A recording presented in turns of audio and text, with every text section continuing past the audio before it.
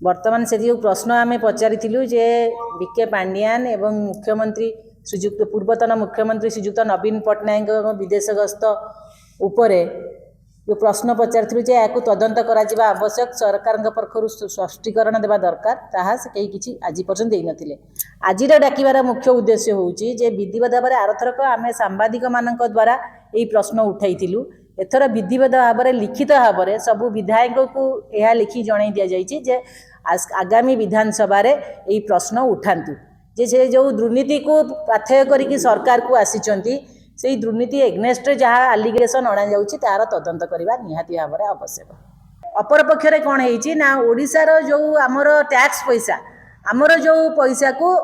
सदुपयोग करने बदल से बापा संपत्ति भाई भाविकी उड़े तेणु जो प्रकृत पैसार आम टैक्स पैसा आमर पैसार सदुपयोग करने कि सरकार प्रतिष्ठा कर सरकार को भोट दिए कि लोक मैंने जिते था तेणु से पक्षर कहवा कथा जोटा को लुकायित कर बीके पांडियान से रहीबार जो रहिले से रोम रे कौटी रहिले कौन कले से होटेल बिल मिललानी 3 जनकर 2 जनकर मिलूँ 2 जनकर मिलूनी तो से जनक से जाइए कि प्रकृत ना बाटर कौट लुचिकी पलैते जाइए जदि कौटिके जाइए कौन करते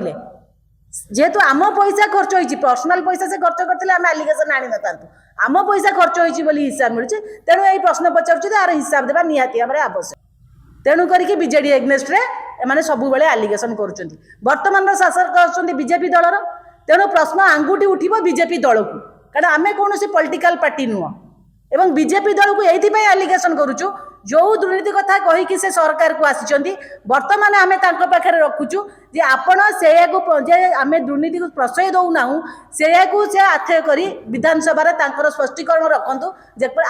से कौन पदक्षेप नौ गला 2 मास तले आम गोटे आरटीआर पाई तथ्य को भित्ति करी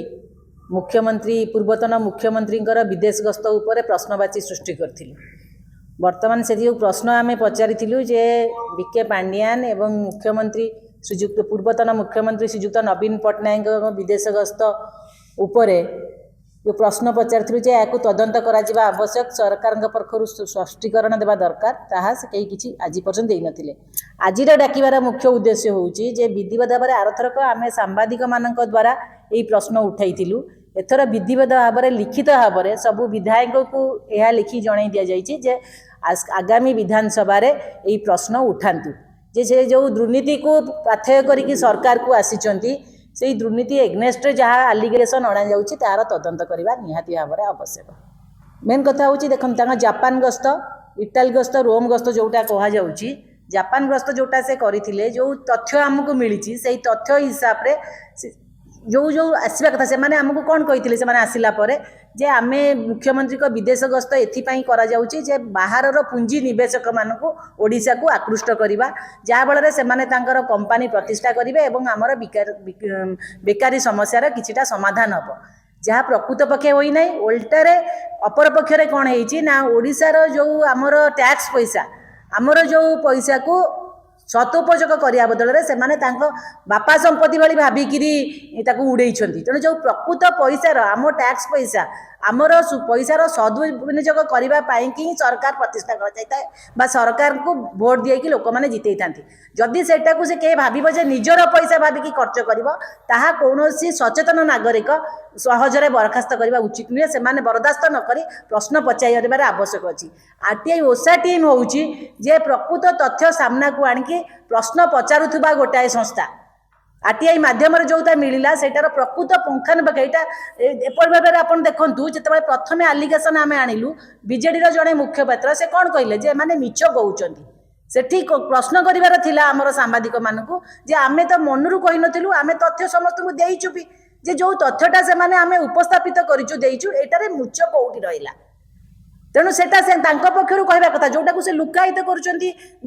बीके पांडियान से रहीबार जो रहिले से रोम रे कौटी रहिले कौन कले से होटेल बिल मिललानी 3 जनकर 2 जनकर मिलूँ 2 जनकर मिलूनी तो से जनक से जाइए कि प्रकृत ना बाटर कौट लुचिकी पलैते जाइए जदि कौटिके जाइए कौन करते जेहेतु आम पैसा खर्च होती पर्सनाल पैसा से खर्च करते आम आलिगेसन आनी ना आम पैसा खर्च होती हिसाब मिलूँ तेणु यही प्रश्न पचारूँ तार हिसाब देवा निहाती भाव आवश्यक। ଏବଂ ଯାହାକୁ ପାଥେୟ କରିକି ଯଦି ଏମାନେ ଗଲେ ସେଠି କଲେ କ'ଣ 6 ଦିନ ରହିଲେ କ'ଣ ଆମର ଓଡ଼ିଶାର ଫାଇଦା ହେଲା। ଗୋଟାଏ କଥା ମୁଁ ସର୍ଟ ଭାବରେ କହିପାରିବି ଯେ ପିଲା ପରୀକ୍ଷା ଦେଲେ ପାସ୍ କି ଫେଲ୍ ହେଇଛି ସେଟା କଥା ଯେ ହଁ ଟିକେ ପ୍ରିପେୟାର କରିନି ବା ଦେହ ଖରାପ ଥିଲା ଆଉଟ୍ ଅଫ୍ ସିଲାବସ୍ ଆସିଥିଲା ପିଲାଟି ଫେଲ୍ ହେଲା। କିନ୍ତୁ ଯଦି ପିଲାଟି ବିଲକୁଲ ପରୀକ୍ଷା ହିଁ ଦେଇନଥିବ ଆଉ କହିବ ପାସ୍ ଫେଲ୍ର କ୍ୱେଶ୍ଚିନ୍ ଉଠିବ ସେଠି କ୍ୱେଶ୍ଚିନ୍ ଉଠିବା ସ୍ୱାଭାବିକ। ତେଣୁ ପାଣ୍ଡିଆନଙ୍କର ବିଷୟରେ ଯଦି ତଥ୍ୟଟା ହିଁ ମିଳୁନି ତେବେ ସେଠି ସେ କ'ଣ କରୁଥିଲେ ଯେଉଁ ଆସିକି ଏଠି କହିଲେ ଆମେ ପିଞ୍ଚୁ ନିବାସୀମାନଙ୍କୁ ଆକୃଷ୍ଟ କରିବାକୁ କହିଥିଲୁ ଏଇଠି ହିଁ ପ୍ରଶ୍ନଟା ସୃଷ୍ଟି କରୁଛି।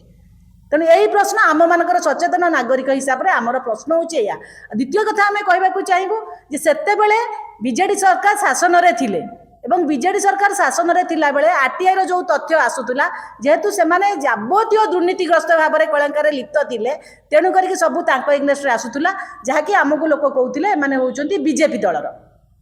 ତେଣୁ କରିକି ବିଜେଡି ଏଗନେଷ୍ଟରେ ଏମାନେ ସବୁବେଳେ ଆଲିଗେସନ୍ କରୁଛନ୍ତି। ବର୍ତ୍ତମାନର ଶାସକ ଅଛନ୍ତି ବିଜେପି ଦଳର। ତେଣୁ ପ୍ରଶ୍ନ ଆଙ୍ଗୁଠି ଉଠିବ ବିଜେପି ଦଳକୁ କାରଣ ଆମେ କୌଣସି ପଲିଟିକାଲ ପାର୍ଟି ନୁହଁ ଏବଂ ବିଜେପି ଦଳକୁ ଏଇଥିପାଇଁ ଆଲିଗେସନ୍ କରୁଛୁ ଯେଉଁ ଦୁର୍ନୀତି କଥା କହିକି ସେ ସରକାରକୁ ଆସିଛନ୍ତି ବର୍ତ୍ତମାନ ଆମେ ତାଙ୍କ ପାଖରେ ରଖୁଛୁ ଯେ ଆପଣ ସେଇଆକୁ ଯେ ଆମେ ଦୁର୍ନୀତିକୁ ପ୍ରଶ୍ରୟ ଦେଉନାହୁଁ ସେଇଆକୁ ସେ ଆଥୟ କରି ବିଧାନସଭାରେ ତାଙ୍କର ସ୍ପଷ୍ଟୀକରଣ ରଖନ୍ତୁ ଯେ ଆ ଉପରେ ସେ କ'ଣ କ'ଣ ପଦକ୍ଷେପ ନେଉଛନ୍ତି। ଦୁଇଟା ଜିନିଷ ଆମେ ଆଣି ସାରିଲୁଣି ଏଇ ଭିତରେ। ଗୋଟେ ହେଉଛି ସୂଚନା କମିଶନରଙ୍କ ଉପରେ ଯେ ସୂଚନା ଅନିକର୍ଷ କମିଶନର ଯେଉଁମାନଙ୍କୁ ନିଯୁକ୍ତି ଭାବରେ କରିଛନ୍ତି ସେଟା କିଏ ନିଯୁକ୍ତି କଲା ବିଜେପି ଦଳ ତ ସେ ସେଣ୍ଟ୍ରାଲ ହଉ ବା ଷ୍ଟେଟ୍ ହଉ ସୁଦ ଅପାରକ ଗୁଡ଼ାକ ଆର୍ଟିଆଇର ଆର୍ ଅକ୍ଷର ଜାଣିନଥିବା ବ୍ୟକ୍ତିକୁ କିଭଳି ଭାବରେ ନିଯୁକ୍ତି ଦେଲା। ଦ୍ୱିତୀୟ କଥା ହେଉଛି ଯେଉଁ ଦୁର୍ନୀତିକୁ ପଦେୟ କରିକି ତମେମାନେ ଆସିଛ ସେଇ ଦୁର୍ନୀତି ଆଲିଗେସନ୍ ଯେଉଁ ଗୁଡ଼ାକ କରୁଛି ତା ଉପରେ ତମେମାନେ ଇନକ୍ୱାରି କର ବା ତାର କିଛି ପଦକ୍ଷେପ ନିଅ ଯାହାକି ଲୋକମାନଙ୍କୁ ଜଣାଅ ଯେ ଆମେ ଯାହା କହିଥିଲୁ ତାହା କରୁଛୁ। ନହେଲେ ଆଗାମୀ ଦିନରେ ଆମେ ତାଙ୍କ ଏଗନେଷ୍ଟରେ ହିଁ ପ୍ରଚାର କରିବା ଆରମ୍ଭ କରିବୁ।